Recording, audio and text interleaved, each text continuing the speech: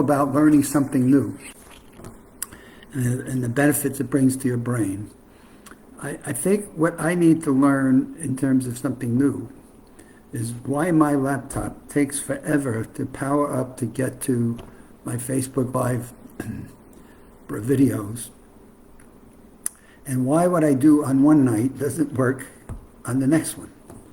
So it may be, it certainly is a challenge for me, but I think I've reached the point as I'm talking about this tonight, hey, the importance of learning and doing something new, why newness matters, but more importantly, I may be taking it to the level of why does this laptop, which is supposed to be the newer of the two that I have, take forever to get it logged in and signed on and then get to my Live with Tony broadcast. I actually been working on this since 5:40. So it's taken me a half an hour of being persistent and tenacious and maybe a little resilient in terms of making sure I do this broadcast. And it's important that I do it because it talks about getting out of your comfort zone, and that may just be what I need to do so I can become more productive and efficient with these. But it talks about newness and why newness is important. And so new and exciting, and there are certainly lots to learn when you're young. And we learn everything from how to speak and how to talk, how to tie shoelaces, how to go to school. And as we get older, we kind of get complacent about things. And the phraseology is usually couch potatoes. And we just kind of just settle down. You know, we've done our thing, we've done our retirement now, and we're going to just mosey about as we go along. But the real issue becomes, let me see if I can get this light fixture that's in the back there. I'll just shift over a little. The real issue becomes, what are some of the things that we can do that are enjoyable, but teaching us something new? And what we've learned, the mental challenges, learning new things are important. So as older adults have different cognitive and neurological profiles, research suggests that older adults may benefit from aspects of rich learning environment typical of younger age groups. And this, now they go really push the envelope. They suggest learning multiple new skills at a simultaneous level. So what they were able to do at the University of California in Riverside, they wanted to know how older adults would fare learning multiple real-world skills. So let's work on a couple of things. And what was interesting is they took two groups of people, and one group was 15 and one was 27, of older adults, and I'm going to assume older was in the over 65. And they had one group learn 3 new skills. They had the other group assigned to learn 3 out of 5. So you get to pick. So one group you got the 3, the other group you had to pick the 5. So now what were they giving you? A new language, musical composition, photography.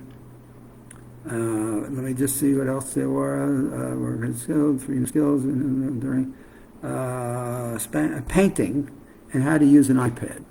So these were the overall skills that they wanted people to learn, and they wanted them to learn at least a couple of them at the same time. And it was interesting in terms of what they found, but again, you do these studies, you've got to find people who want to put some time and effort into this. So they did this for 12 weeks, and on average, participants spent 14 hours a week on study-related tasks, 6 in the classroom, and the others 8 hours in doing home assignments or playing and practicing your painting, or maybe it was how to practice using your iPad and or your iPhone. Maybe you had to go out and speak in the Hispanic community and use your Spanish lessons. Maybe you needed to go out and take some pictures and do some photography. But those were assignments that I think would be enjoyable. I think if I were to take up the interest of photography, I would be fascinated to go out to some of the parks and some of the areas I have here in Windermere, Florida, and just go out and take pictures of different items and things. I would go to the amusement parks here. We have theme parks here. I'd take pictures of kids having a good time. And I think there's enough of different things that I could go out and do and have some fun with that. But here's what they were able to find, okay? By week 6, the participants significantly increased their working memory. So that was only 6 weeks into the 12 that they wanted to do the study, that there was increased cognition across a broad range of mental capacity, so memory, cognitive control, and episodic memory. So from the learning of the new things, there was more focus, there was a better ability to maintain cognitive control. Memory certainly improved, and episodic memory all improved from the baseline.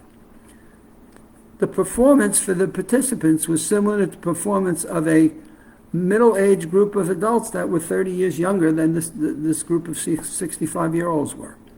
And this study was published in the Gerontology magazine, July of 2020. So what that basically is saying is, what are some of the things? We know that mental challenges are a terrific thing to exercise your brain. But the question becomes, well, gee, what kinds of mental challenges? If we take something that we're familiar with and we just build on that, that may be a mental challenge, but not to the extent of, gee, let's learn at least 2 things on a simultaneous level, which would demand much more focused thinking and much more learning and what we call exercising our brain. It's one of the 6 elements of increasing your brain health and your brain function. And we keep talking about mental challenges, and I found this article that was put in the Mind and Memory section of Healthy Years magazine, or newsletter I get, and I just found that it was really important. The other thing that fit with this, that I thought was equally important, is inspiring continued education. And so as we get older, we think about, okay, what do we consistently learn? So I'm close here to the Villages in Ocala, Florida. I've been there a few times, and they've constantly got learning activities. They've constantly got new things that are demonstrating all the things that we talk about, the 6 elements of a healthy brain, cognitive function. And they're exercising, but they're socializing, they've all kinds of social activities, but they're also doing mental challenges. They're putting different kinds of activities for people to learn, be it painting, be it music, be it speaking. So they've got a full curriculum of activities that really enhance the learning. Now, I wonder if they ever come back and realize, well, gee, can I get people to start learning 2 things at the same time? And what's the benefits of that? And so continued learning and education is something we should all put on our New Year's resolution. So as we have New Year's coming up here relatively soon, in the year 2021, the question becomes, what am I going to put onto my learning agenda for 2022? And that inspired continued learning. It says, here, the Senior Scholars invites older adults to audit regular courses at UCLA. Both attend lectures and follow along with class readings, but the Senior Scholars don't have the pressure of turning in the homework or taking exams. The program allows for interactions with people of all ages and can be very stimulating and keep us sharp and encourage us to ask good questions that lead to more learning. Good questions that lead to more learning. So what are the questions? I was on a call with a group of people from Europe today, and I just had a series of questions, and boy, they were all like, wow, these are good questions. It really helped us expand that which we thought we were doing in our project and what we were trying to accomplish. So it's all good, and I think we've got a lot of good, smart people that are doing research and learning. So how do we take control over our brain and minimize dementia and Alzheimer's and things that cognitively impair us from being mentally fit at whatever our age is? And that's what I think the world of research is continuing to reveal, and this is just one more example of the importance of learning new things. That is my broadcast for tonight. I don't know if I've got a spam coming in, but that's my broadcast, and we'll see you on Friday.